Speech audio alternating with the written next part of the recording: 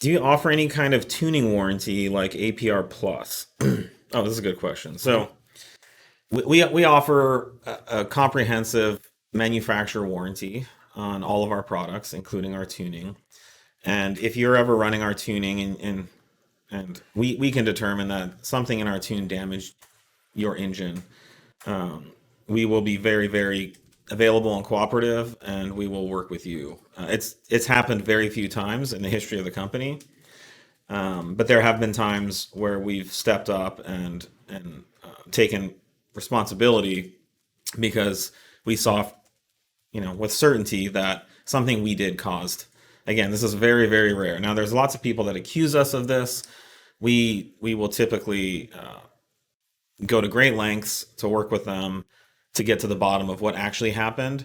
At the minimum, if we don't take responsibility, we'd like to tell them to the best of our ability why they had this problem so they can address it from happening again. I mean, that's the least we could do as a customer service organization. Now, I'll address APR Plus. APR Plus it's a gimmick. So what they do is they give you a dumbed down tune with less performance, and then they tack on like a $1,500 aftermarket extended warranty. So I don't know. The last time I checked, they were like $2,000 or something for it. It's quite a bit more. I don't know if it's. Yeah. It probably depends on the model. So it's like a $300 to $500 dumbed down tune with less performance, but then they slide in this aftermarket warranty. So if you'd like to have that, you could buy any of our tunes and you could go out into the world and you could add on an aftermarket warranty and you would have 034 plus. I'll tell you, you don't need it. Very, very few of our customers have ever had any kind of engine related problems. Even less have had problems related to what our tuning does. So we talk about this a lot on here. There's a lot of 3.0T B8 B8.5 3.0T type of engine problems that are the result of the age of these cars, some Achilles heel issues, intercoolers leaking.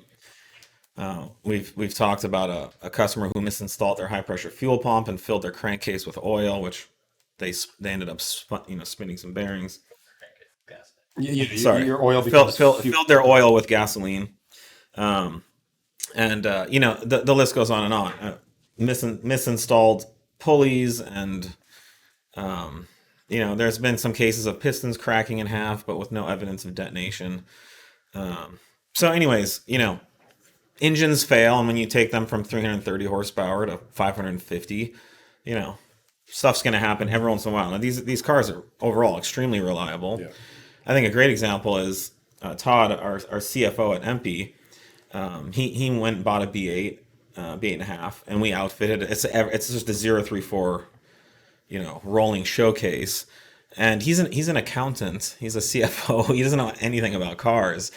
And he's just like terrorizing the freeways of Southern California in this 500 plus horsepower B8.5 S4.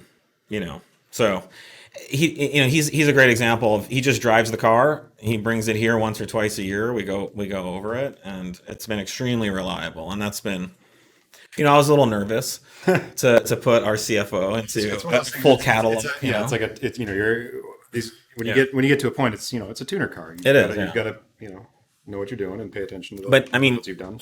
He literally drives it, treats it, with the same amount of care and attention as if he owned a Prius, and it just starts and runs every day. So that's a testament to like the experience that the vast majority of all our customers have. So I mean, we won't ever offer something like APR Plus because they get to say it has a warranty, but really they're just putting a bunch of money into some extended warranty company's pocket, and then you're getting a lower performance tune, which it's just, the whole thing seems silly to me. But I get why people buy it if they take the hook. They're gonna get they're gonna think that they're getting something that they're really not. Yeah, and I don't know how many people have been able to act on that warranty either. I can't speak one or the other. It's always Well, I also heard at one point that something happened with the extended warranty company, so they were just taking the money and putting it into a bank account And then if anyone ever needed a new engine, they would pull. I mean, I don't know. The whole thing sounds kind of harebrained. I mean, if you blow your engine because of anything our tuning does, then we will take care of you. Yeah, and it just comes back to also it's such a difficult thing to well, yeah, it's oftentimes a very difficult thing to prove one way or the other. Where we've got thousands of examples that are flawless without issue, and there's one outlier. I mean, it's not that hard to prove, though. I mean, we're looking for things like the evidence of detonation. So melted spark plugs, melted pistons, melted ringlands.